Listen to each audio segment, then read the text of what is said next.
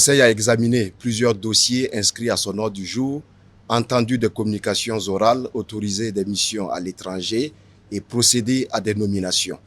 Au titre des dossiers majeurs examinés par le Conseil des ministres et pour le compte du ministère de l'Administration territoriale et de la mobilité, le Conseil a examiné et adopté un projet de loi portant statut de la chefferie coutumière et traditionnelle au Burkina Faso. Pour de plus amples informations, j'invite ici le ministre d'État Émile Zerbo. Le Conseil des ministres, en sa séance du jour, a adopté un projet de loi portant statut de la chefferie traditionnelle au Burkina Faso. Il faut dire que la chefferie traditionnelle au Burkina Faso est une des plus anciennes institutions de notre histoire. Elle a marqué notre histoire avant l'arrivée du colon oppresseur, mais aussi après, jusqu'à très récemment, la chefferie traditionnelle a été impliquée dans la résolution de beaucoup de crises que notre pays a traversées. Mais depuis, il n'y avait jamais eu, même si certains gouvernements ont essayé, un texte qui régissait la chefferie traditionnelle.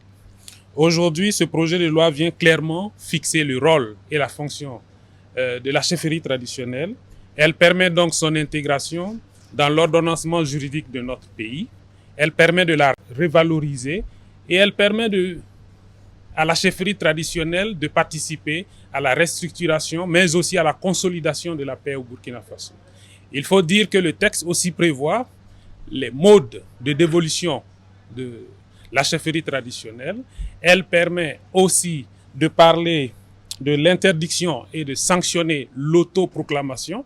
Donc aujourd'hui, à travers ce texte, il ne sera plus permis à qui que ce soit de s'autoproclamer. Celui qui fait une autoproclamation sera sanctionné ainsi que ses complices. Il faut être clair là-dessus.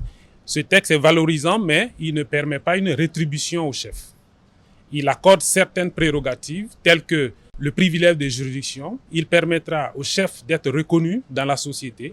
Il permet de les valoriser, mais aucune rémunération ne sera payée à un chef parce qu'il exerce sa fonction. Le texte permet aussi de faire en sorte que le chef coutumier qui veut s'exercer en politique ne puisse pas le faire tout en restant chef. Il y a la possibilité pour lui de démissionner afin de pouvoir s'engager dans la politique. C'est un texte qui permet donc au chef coutumier d'être replacé au centre de ce que nous avons voulu